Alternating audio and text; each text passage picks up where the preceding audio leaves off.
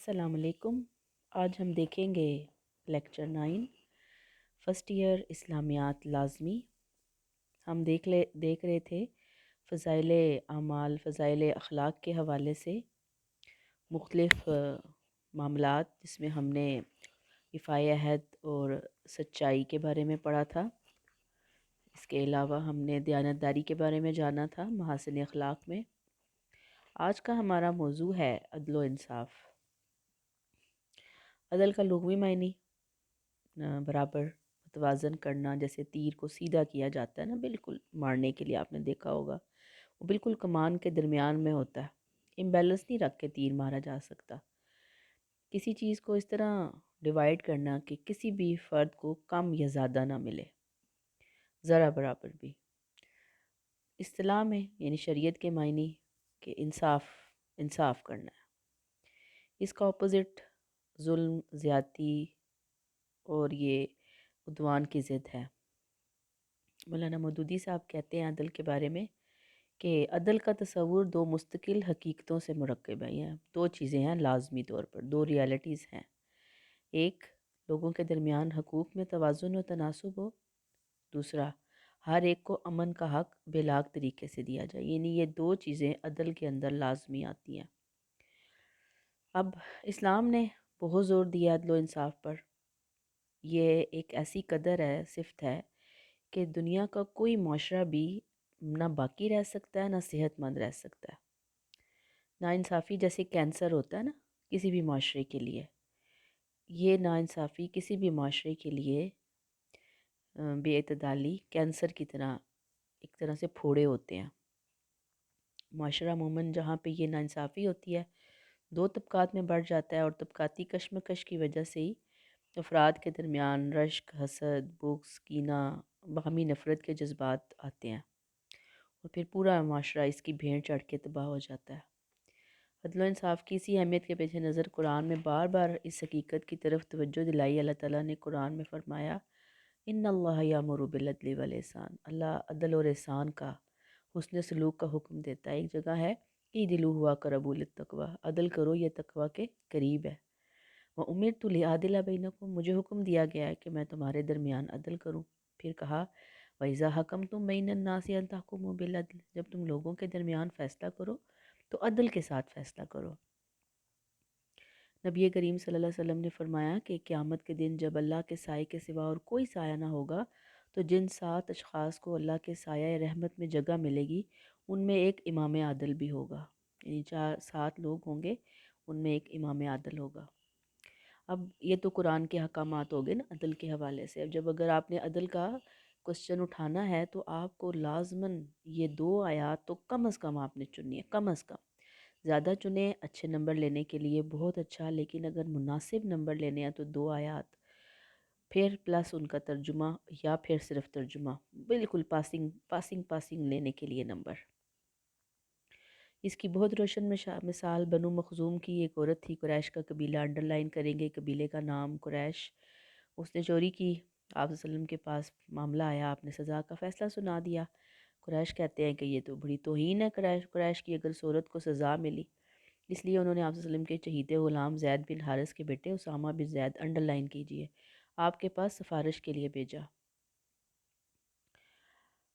کہ عورت کی سزا معاف کر دی جائے۔ اس پر آپ صلی اللہ علیہ وسلم کو غصہ آ گیا۔ آپ نے کہا کہ تم سے پہلے یہود بھی اسی وجہ سے ہلاک ہوئے کہ جب ان میں سے کسی طاقتور سے جرم ہوتا تو وہ اسے چھوڑ دیتے، لیکن جب کوئی شخص جرم میں پکڑا جاتا تو اسے سخت سزا دیتے۔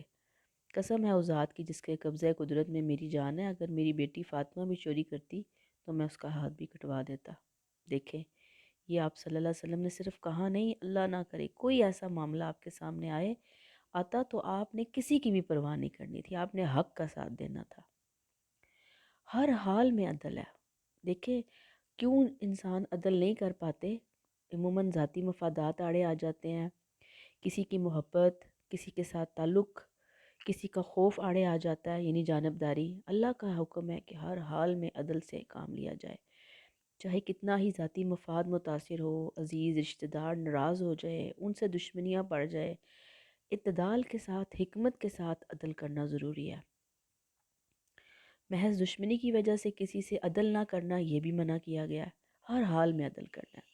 اچھا اب آپ یہاں پہ رک کر یہ سوچیں گے، یعنی کہ اب میں عدل کو اپنے لفظوں میں ایکسپلین کرتی ہوں، ہم یہ سمجھیں گے کہ شاید عدل یہ ہے کہ ایک جج ہوگا، وہ عدالت میں بیٹھے گا، اس کے سامنے مقدمہ پیش ہوگا اور پھر وہ مجرموں کے درمیان انصاف کرے گا، اور یہ انصاف ہے۔ ٹھیک ٹھیک ہے، وہ بھی انصاف ہے، وہ انصاف کی ایک اعلیٰ قسم ہے، لیکن دنیا میں ہر بندہ یعنی ہر انسان عدل اور انصاف کا معاملہ کر رہا ہوتا ہے، یا بے انصافی یا ظلم کا معاملہ کر رہا ہوتا ہے۔ مثلاً جب کوئی کسی کو اس کا حق نہیں دیتا نا، تو وہ اس کے ساتھ ظلم ہو رہا ہوتا ہے۔ جب حق دیا جا رہا ہوتا ہے تو وہ انصاف عدل ہو رہا ہوتا ہے۔ اب آپ دیکھیں کہ ایک گھر ہے نا، تو ایک گھر کے اندر پیرنٹس اپنے بچوں کے درمیان عدل کیسے عدل کرے نا، یعنی پوری معاشرے میں، پوری دنیا کے یہ جو لوگ آباد ہیں وہ گھروں سے ہی مل کر بنے ہیں نا، تو کتنے گھر ہیں۔ اب یہ عدل کا موقع ہر روز گھر کے اندر آئے گا کہ ایک بندہ اپنے بچوں کے ساتھ ان کے درمیان کتنا عدل کرتا ہے، ایک ٹیچر اپنے اسٹوڈنٹس کے اندر کتنا عدل کرتی ہے، انصاف، برابری۔ یہ نہیں کہ ایک کو نوازا جا رہا ہے اور دوسروں کو اگنور کیا جا رہا ہے، بیٹوں کو دیا جا رہا ہے اور بیٹیوں کو اگنور کیا جا رہا ہے۔ یہ کیا ہوگا؟ بے انصافی ہو جائے گی نا، عدل کے خلاف ہم جائیں گے۔ اور ایک شخص ہے، اگر اس کی 2 بیویاں ہیں، 3 ہیں، تو وہ ان کے درمیان عدل کرے گا۔ تو عدل کے مواقع بہت زیادہ جگہوں کے اوپر کریٹ ہو رہے ہوتے ہیں کہ لوگ جو ہے وہ اس حساب سے چلے۔ ہمارے ہاں یہ ہوتا ہے کہ جو ہمارے فیورٹ ہوتے ہیں ہم ان کو تو بہت نوازتے ہیں، ان کے معاملات کو اچھی طرح ڈیل کرتے ہیں، لیکن جو فیورٹ نہیں ہوتے ہم ان کو بالکل اگنور کر دیتے ہیں۔ تو یہ عدل کے حوالے سے ہماری بات تھی۔ اگلا ہمارا موضوع ہے احترام قانون۔ مراد کہ انسانوں پر انسانی زندگی گزارنے کے لیے کچھ احکام اور پابندیاں جو ہیں وہ عائد کی جاتی ہیں۔ کچھ پہ احکام اور پابندیاں اللہ کی طرف سے عائد کی گئی ہیں، ان کو حدود بولا جاتا ہے۔ جو پابندیاں اور احکامات حکومت کی طرف سے عائد کی جاتی ہیں ان کو آپ جسٹ قوانین کہہ دیں گے۔ یاد رکھیے کہ جب بھی ہم اسلامی قانون کی بات پڑھیں گے تو ہم سب سے پہلے اس کا سراغ تلاش کریں گے قرآن میں، کہ قرآن میں کہاں اس کے بارے میں کوئی آیا، یا اس سے کوئی ملتا جلتا حکم آیا ہے، حدیث میں کہاں کوئی چیز بیان ہوئی اس جیسی یا اس سے ملتی جلتی، اجماع یعنی جہاں صحابہ کرام اکٹھے تھے کسی معاملے کے اوپر، قیاس کہ جہاں پہ لوگوں نے اپنے اپنے رائے کے مطابق کسی حکم کا فیصلہ کیا، تو یہ ڈھونڈا جائے گا۔ یاد رکھیے کہ احترام قانون بہت زیادہ اہم ہے کہ معاشرے میں لوگوں کے اندر ایک ذمہ داری اور ایک پرواہ کا درجہ رویہ جو ہے نا وہ پیدا کیا جائے، اس لیے کہ اگر کسی شخص کے دل میں قانون کا احترام ہی نہیں ہوگا تو وہ کسی صورت میں قانون کی پابندی نہیں کرے گا۔ اسلامی معاشرے میں قانون الہی کی تعمیل اطاعت الہی ہے، یعنی اللہ کی اطاعت کرنا، کہ قانون کی اصل میں قانون کو فالو کرنا اللہ کو ہی فالو کرنا ہے۔ اللہ تعالیٰ نے قرآن میں فرمایا یا ایھا الذین آمنوا اطیعوا الرّاہ واطیعوا الرسول واولی الامر منکم وان تنازعتم فی شیء فردوہ الی اللہ والرسول، اے ایمان والو اطاعت کرو اللہ اور اس کے رسول کی، اور ان کی جو تم میں سے صاحب حکومت ہے، یعنی واولی الامر منکم صاحب حکومت ہے۔ پھر اگر تمہیں کسی بات میں جھگڑو پکڑو تو اس کو اللہ اور اس کے رسول کی طرف پھیر دو۔ اب اس آیت میں صاحب امر کی اطاعت یعنی بڑے کی اطاعت، گورنمنٹ کے ہیڈ کی اطاعت اللہ اور اس کے رسول کی اطاعت کے ساتھ خاص ہے۔ اب آپ دیکھیے کہ اول الامر کی اطاعت، اب میں نے وہی کہا نا کہ کچھ قوانین تو اللہ نے دے دیے، کچھ قوانین اللہ نے گورنمنٹ کے اوپر چھوڑ دیے کہ گورنمنٹ اس میں اپنی مرضی سے قانون سازی کر سکتی ہے۔ اب جیسے کہ ہمارے ہاں ٹریفک کا سسٹم ہے، نبی کریم صلی اللہ علیہ وسلم کے زمانے میں تو یہ سسٹم نہیں تھا نا، ٹریفک کے قوانین، ٹریفک کے سگنلز، ریڈ ہے تو رکنا ہے، گرین ہے تو چلنا ہے، یلو ہے تو مڈ میں ہی انسان رہے گا، ویٹ کرے گا، دیکھے گا ادھر ادھر، وہ چل پڑے گا، یعنی اس طرح سے کوئی سلسلہ ہے۔ یہ ٹریفک کے قوانین ظاہری بات ہے قرآن و سنت میں بیان تو نہیں ہوئے، لیکن ان کو فالو کرنا دنیاوی اعتبار سے بھی جہاں ہمارے لیے ضروری ہے، وہاں پہ ہم پر دینی اعتبار سے بھی ضروری ہے کہ یہ ٹریفک کے قوانین ہمیں لے کر چلنے ہیں۔ کیوں؟ وَأُولِي الْأَمْرِ مِنْكُمْ کے تحت، کہ یہ ہمارے حکمرانوں نے ہمارے لیے، ہماری فلاح کے لیے، لوگوں کو نقصان سے، حادثوں سے بچانے کے لیے عائد کیے ہیں، لہٰذا ہم اس لاء کو لیں گے۔ یاد رکھیے ہر وہ قانون جو گورنمنٹ بناتی ہے یعنی سپوز وہ کہتی ہے کہ شادی بیاہ کے موقع کے اوپر 10 بجے لائٹیں بند کرنی ہیں، 1 ڈش سرو ہوگی، تو اس کو فالو کرنا ہے، اس حکم کو فالو کرنا دین کو ہی فالو کرنا ہے۔ کیوں؟ اس لیے کہ اس میں ہمارا فائدہ ہے، ہمیں اولی الامر کی اطاعت کرنی ہے۔ اگر ہمیں اعتراض ہے تو ہم اس کو اپنا احتجاج ریکارڈ کروائیں گے، لیکن یہ لا، یہ رول بریک نہیں کیا جائے گا، اس کو نہیں بریک کیا جا سکتا۔ پھر نبی کریم صلی اللہ علیہ وسلم نے اس حدیث میں اسی بات کی وضاحت کی کہ مسلمان شخص اپنی پسند اور ناپسند ہر حالت میں اولو الامر کی بات سنے اور مانے، جب تک کہ اسے اللہ اور اس کے رسول صلی اللہ علیہ وسلم کی نافرمانی کا حکم نہ دیا جائے۔ لیکن جب ایسا حکم دیا جائے تو مسلمان پر نہ سننا فرض ہے اور نہ ہی اطاعت کرنا، یعنی جہاں پہ وہ اللہ اور اس کے رسول کی نافرمانی کی بات کرے گا نا، وہاں بات نہیں ماننی۔ ادروائز قرآن و سنت کے احکامات تو اپنے ہیں، وہاں تو اس نے اپنا حکم ہی نہیں دینا نا، لیڈر نے، امام نے۔ یہ وہاں پر حکم دیں گے جہاں پہ اللہ اور اس کے رسول کے احکامات نہیں ہیں، اور اب انہیں کچھ حکومت کے حوالے سے حکومت کرنی ہے، بہتر طریقے سے کرنی ہے، زمانے کے تقاضے ہیں، کچھ قوانین بنائیں گے۔ عام عوام کی کے سے تقاضا کیا ہے، ڈیمانڈ کیا ہے اللہ کی اور اس کے رسول کی، کہ قوانین کا احترام کیا جائے۔ پھر آپ نے کہا صلی اللہ علیہ وسلم کہ خالق کی نافرمانی میں کسی مخلوق کی اطاعت نہیں، اطاعت تو صرف نیکی کے کاموں میں ہے۔ پھر مدجب اعلیٰ جو احادیث ہیں ان کی روشنی میں یہ بات واضح ہو جاتی ہے کہ کسی ریاست کا ہر وہ قانون جو اللہ رسول کی اطاعت میں بنایا جائے واجب الاطاعت ہے۔ دو باتوں سے قانون پر عمل کیا جاتا ہے، ایک قانون کا احترام اور تقدس ہے، دوسرا قانون کا خوف ہے۔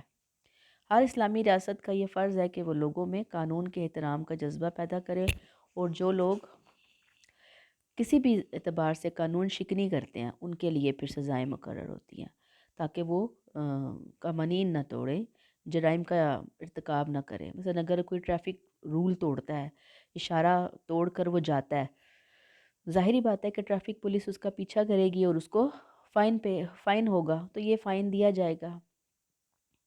آپ صلی اللہ علیہ وسلم کے زمانے میں ہمیں دونوں طرح کی مثالیں جو ہے نا وہ ملتی تھیں۔ پھر اس میں احترام قانون کا ایک رخ یہ بھی ہے کہ جو قانون نافذ کرنے والے ادارے ہیں وہ اس پر قوانین پر پوری طرح عمل کرائیں، کسی قسم کا پریشر، رشوت، سفارش مجرم کو بچ کے نہ جانے دیں۔ پھر اسلامی قانون کے احترام اور پابندی کے لیے آخرت کی جوابدہی کا احساس بھی مسلمانوں میں پیدا ہوتا ہے۔ اسلام بتاتا ہے کہ انسان دنیا میں قانون کی خلاف ورزی کر کے اگر کسی وجہ سے بچ بھی جائے تو آخرت میں اللہ کی گرفت سے نہیں بچ سکتا، یعنی یہ احساس بھی ہمیں آتا ہے۔ پھر قرون اولیٰ میں مسلمانوں کے دلوں میں آخرت کی جوابدہی کا یہ احساس اتنا راسخ ہو گیا تھا کہ مجرم اور گناہ گار خود عدالت نبوی میں حاضر ہوتے اور اصرار کرتے کہ انہیں سزا دی جائے تاکہ وہ آخرت کی سزا سے بچ جائیں۔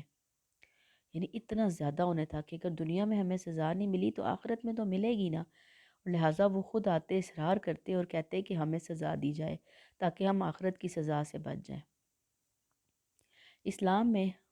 اسلام کا جو قانون ہے اس میں امیر، غریب، بادشاہ اور عوام میں کوئی فرق نہیں ہے۔ مشہور ایک واقعہ، حضرت علی کی ذرا گم ہو گئی، یہودی سے ملی تھی، قاضی شریح کے پاس مقدمہ گیا، حضرت علی جو ہے خلیفہ وقت تھے لیکن ان کے پاس کوئی گواہ نہیں تھا، تو قاضی نے وہ یہودی کے حق میں فیصلہ دے دیا۔ قانون کے اس اعلیٰ معیار سے یہودی اتنا متاثر ہوا کہ وہ اسلام لے آیا۔ یہ اسلام نے ہمیں چیزیں بتائی ہیں۔ ایک دفعہ عمر جو ہے وہ خطبہ دے رہے تھے، ان کے بارے میں بھی آتا ہے، تو ایک بدو نے ان کو روک دیا، انہوں نے کہا کہ ہم نہ بات سنیں گے نہ مانیں گے، پہلے نیچے آؤ اور بتاؤ کہ یہ جو کرتا آپ نے پہنا ہوا ہے یہ کپڑا آپ نے کہاں سے لیا۔ تو پھر انہوں نے ایکسپلین کیا کہ واقعی ایک کرتے سے تو میرا جو کرتے کے کپڑے وغیرہ کچھ ڈسٹریبیوٹ ہوئے تھے ادھر اس وقت لوگوں کے اندر، تو اس میں ایک میں تو میری شرٹ نہیں بن رہی تھی، تو مجھے میرے بیٹے نے کرتے کا کپڑا دے دیا، تو میں نے دونوں کو ملایا تو یہ پھر میری شرٹ بنی ہے۔ تو کہنے کی بات دیکھیں کہ احترام قانون، یہ جو حکمران ہے یہ خود کو جوابدہی اور محاسبے کے معاملے سے اپنے آپ کو آزاد نہیں سمجھتے، یہ ہر کام کرتے ہیں۔ پھر اس کے بعد آپ اگلا مضمون دیکھیں، کسب حلال، یہ اللہ اور اس کے رسول کے بتائے ہوئے طریقوں سے روزی کمانا ہے، جس میں انسان کی محنت مشقت کو کوئی دخل حاصل نہ ہو، وہ پھر حرام روزی ہوتی ہے۔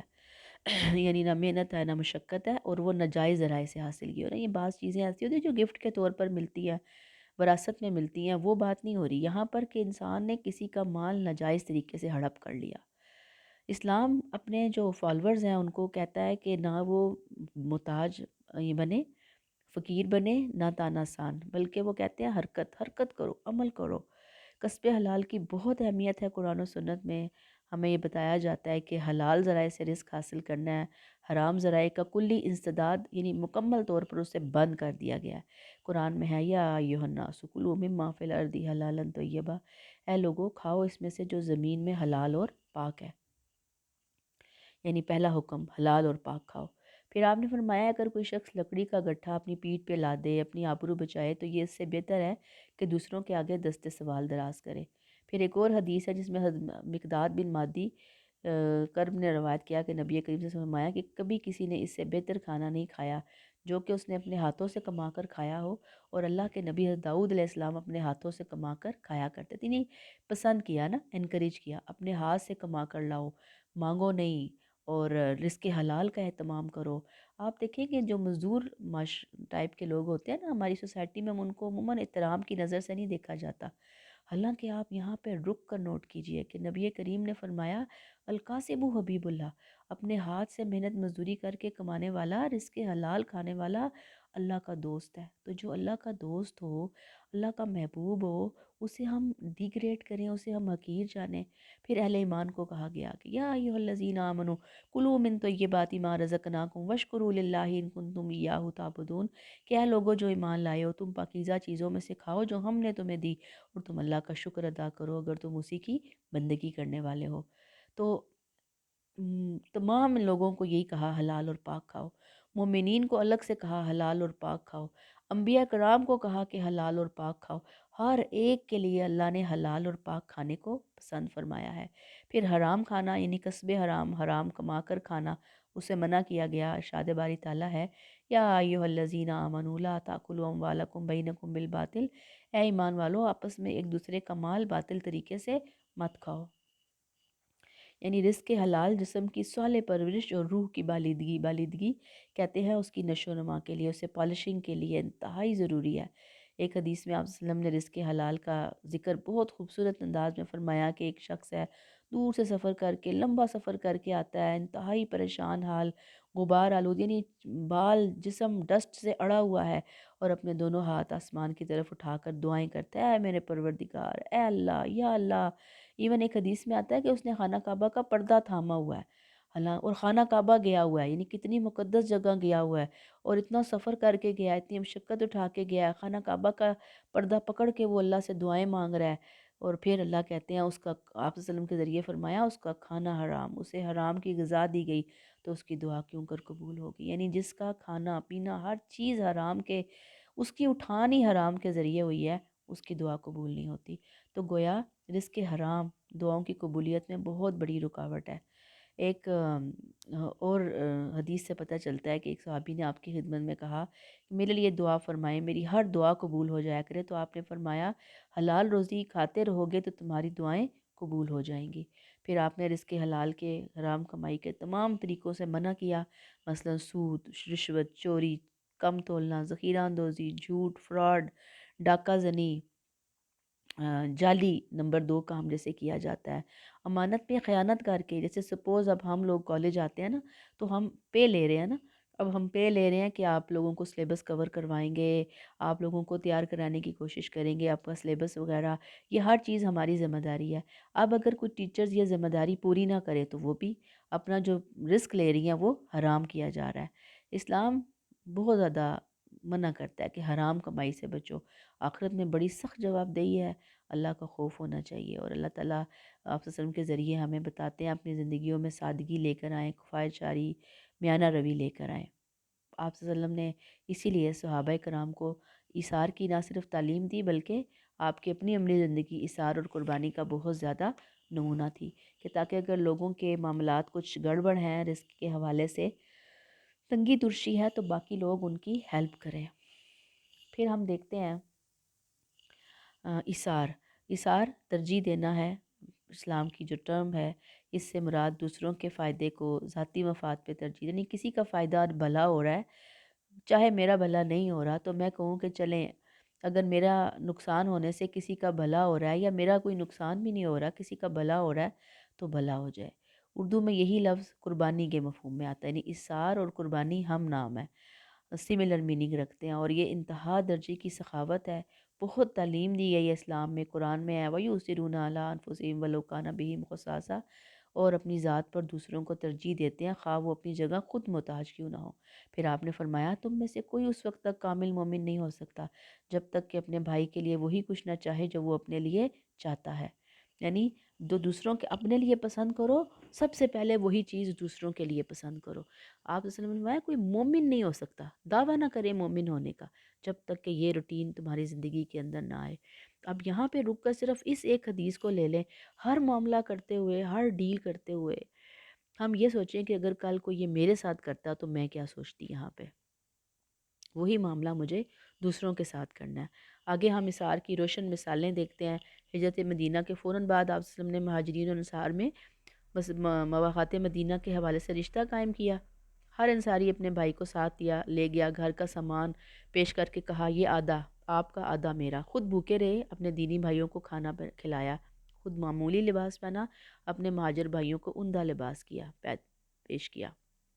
ایک روایت ہے جب مہاجرین مدینہ آئے تو آپ صلی اللہ علیہ وسلم نے عبد الرحمن بن عوف سے سعد بن ربی کا بھائی چارہ کرا دیا۔ سعد بن ربی نے عبد الرحمن بن عوف سے کہا کہ میں انصار میں سب سے زیادہ مالدار ہوں، تم میرے مال کو نصف کر لو، میری 2 بیویاں ہیں، انہیں دیکھو، جو تمہیں اچھی لگے اس کا نام بتا دو، میں اسے طلاق دوں گا، اور جب عدت گزر جائے تو تم اسے نکاح میں لے آنا۔ تو عبد الرحمن بن عوف نے جواب دیا اللہ تمہارے مال اور اہل میں برکت دے، مجھے تو بازار کا راستہ بتاؤ، میں وہاں جا کر تجارت کروں گا۔ دیکھیں کس قدر زبردست ایثار کی کہانیاں ہیں۔ ایک صحابی ہیں ابو جہم بن حذیفہ، کہتے ہیں کہ جنگ یرموک کے موقع پہ وہ اپنے زخمی بھائی کی تلاش میں تھے، اور پانی لے کر ساتھ نکلے ہیں بھائی کی تلاش میں۔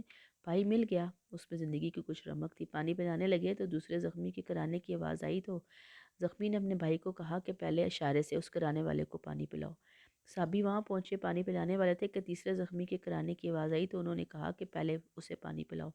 جب صحابی تیسرے کے پاس لے کر پہنچے تو وہ زخمی جاں بحق شہید ہو چکے تھے۔ واپس آئے تو دوسرے زخمی بھی شہید ہو چکے تھے، تیسرے کے پاس آئے تو وہ بھی شہید ہو چکے تھے۔ یعنی کس قدر زبردست مثال ہے اثار کی۔ ہم تو کہتے ہیں پہلے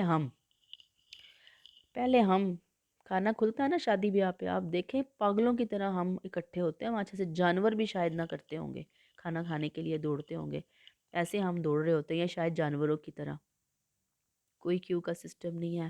ہم کہتے ہیں کھانا ختم نہ ہو جائے، اور پلیٹیں بھرتے ہیں کہ وہ اتنی بڑی بڑی ہم اس کے اوپر ڈیریاں بنا لیتے ہیں، پہاڑیاں بنا لیتے ہیں کھانے کی، بعد میں ہم اٹھا کے وہ کھانا پھینک دیتے ہیں، ضائع کر دیتے ہیں، لیکن نیت خراب ہوتی ہے۔ تو گھر میں بھی ہم دیکھتے ہیں کہ اچھی چیز جو ہے نا، وہ اچھا سوٹ میرے پاس آئے، اچھی بوٹی میرے پاس آئے، فلاں کام میں لے لوں، باقی جائیں بہاڑ میں۔ اسلام ہمیں یہ سب نہیں سکھاتا، اسلام ہمیں ایثار سکھاتا ہے۔ بخاری میں تو ابو ہریرہ سے روایت ہے کہ نبی کریم صلی اللہ علیہ وسلم کے پاس ایک مہمان آیا، اور جب ازواج مطہرات کی طرف کسی کو بھیجا، معلوم ہوا کہ ان کے پاس کھانے کو کچھ نہیں، صرف پانی ہے، اس سے مہمانداری کا حق ادا نہیں ہو سکتا۔ آخر آپ نے فرمایا کون آج اس مہمان نوازی کی خدمت سر انجام دے گا؟ تو ابو طلحہ تھے، انہوں نے کہا میں۔ اتفاق سے ان کے گھر میں بھی اتنا کھانا تھا جو چھوٹے بچوں کے لیے کافی تھا۔ بچوں کو کھلائے بغیر سلا دیا، پھر دسترخوان بچھا کر کھانا مہمان کے آگے رکھا۔ بیوی نے چراغ درست کرنے کے بہانے بجھا دیا، میاں بھی طریقے کے تام رہا، اور وہ خالی منہ ہلاتے رہے کہ آوازیں آتی رہیں ہم کھا رہے ہیں۔ مہمان نے پیٹ بھر کر کھانا کھایا، بچے اور بیوی دونوں میاں بیوی بھوکے سوئے۔ صبح کو وہ انصاری آپ کی خدمت میں حاضر ہوئے تو آپ نے فرمایا صلی اللہ علیہ وسلم نے کہ اللہ نے آپ دونوں میاں بیوی کے اثار کو بہت پسند کیا، بڑے خوش ہوئے ہیں۔ سوچیں آپ ذرا، ہمارے ہاں کیا ہوتا ہے کہ اچھی چیز خود کھا لو، اور جو بری بری چیزیں اگر ہیں تو وہ دوسروں کو دے دو۔ صرف ہمارے جو فیورٹ ہوتے ہیں نا، ہم صرف ان سے چیزیں شیئر کرتے ہیں، جن سے ہماری بنتی نہیں ہے ان کے ساتھ تو ہمارا خدا واسطے کا بہر بن جاتا ہے۔ تو اثار ہر جگہ پہ اثار ہے نا۔ آپ جیسے آتے ہیں کینٹین پہ چیزیں لینے جاتے ہیں، آپ آ کے سیٹ لے رہے ہوتے ہیں کلاس کے اندر، تو اثار ہے نا، یہ اثار کبھی کبھی کیا روٹین میں ڈیلی ہمیں کرنے کی عادت ہونی چاہیے۔ بہرحال سورہ حشر کی جو آیت ہے وہاں پہ بھی اسی اثار کی بہترین تفسیر ہمیں ملتی ہے۔ تو یہ تو ہمارے محاسن اخلاق تھے۔ آگے ہم دیکھیں گے رضائل اخلاق، آپ صلی اللہ علیہ وسلم کی بعثت کا اعلیٰ اور مقصد جو ہے نا، اعلیٰ اور بلند اخلاق کی تکمیل تھا۔ آپ نے فرمایا کہ مجھے تو اس لیے مبعوث کیا گیا ہے کہ میں اچھے اخلاق کی تکمیل کروں۔ آپ صلی اللہ علیہ وسلم نے اپنی عملی زندگی سے نمونہ پیش کیا، دنیا کے سامنے پیش کر دیا، لیکن دنیا جو ہے وہ کہاں مانتی ہے، بس پسند کی چیزیں لی جاتی ہیں، اور جو ناپسندیدہ چیزیں ہوتی ہیں ان کو زیادہ اپنے اخلاق کا حصہ بنایا جاتا ہے۔ آپ صلی اللہ علیہ وآلہ وسلم نے وہ چیزیں بتائیں، یوں سمجھ لیں کہ جیسے انسان کی شخصیت ہوتی ہے نا، تو اس کی شخصیت میں جگہ جگہ کانٹے لگ جائیں، جگہ جگہ داغ دھبے لگ جائیں، جگہ جگہ پھوڑے خدا نخواستہ آ جائیں، تو وہ ایک اس کی صحت، اس کی پرسنالٹی سے میچ نہیں نہ کر رہی ہوتی ہیں چیزیں۔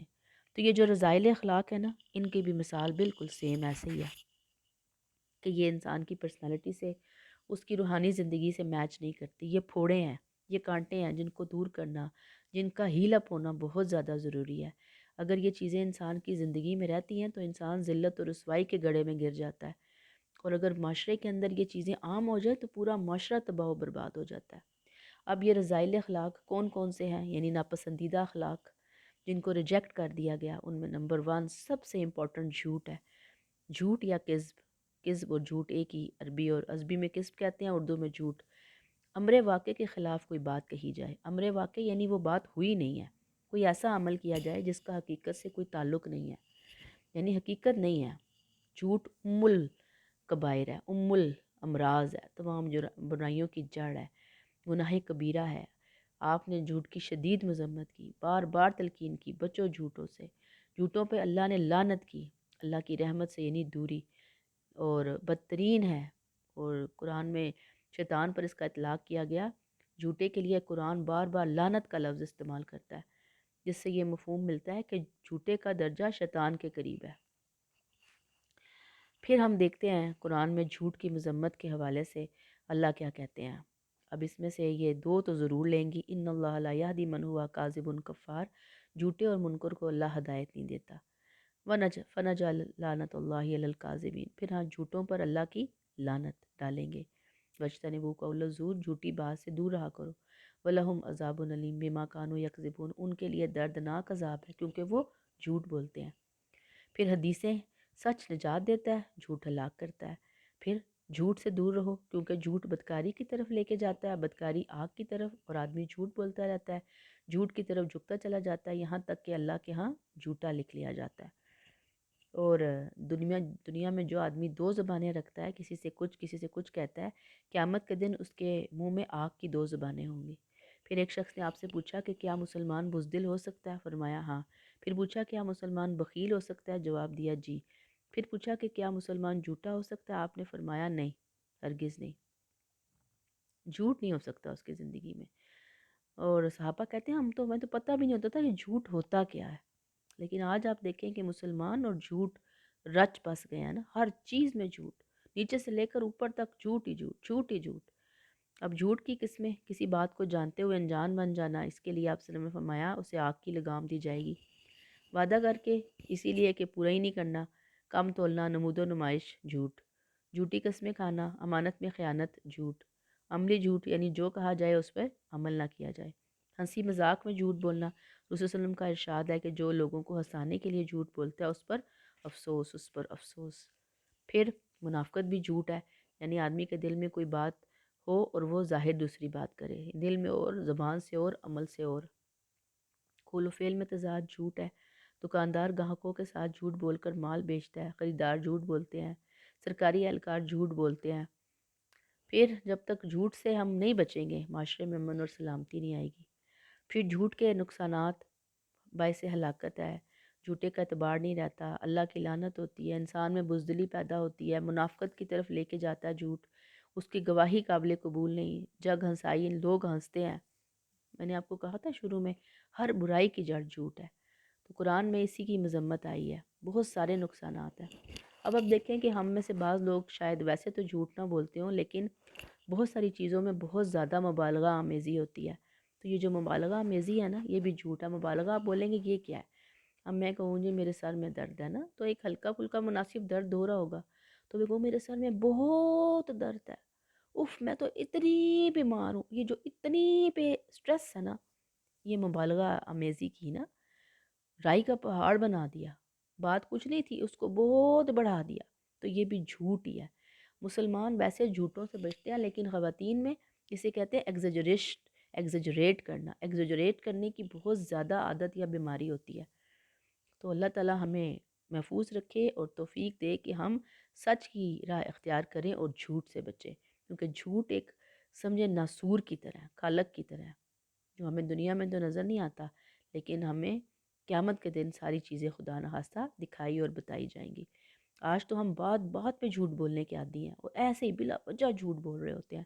تو کوشش ہمیں کرنی ہے کہ ہر طرح کے جھوٹ سے ہم اپنے آپ کو بچائیں۔ السلام علیکم۔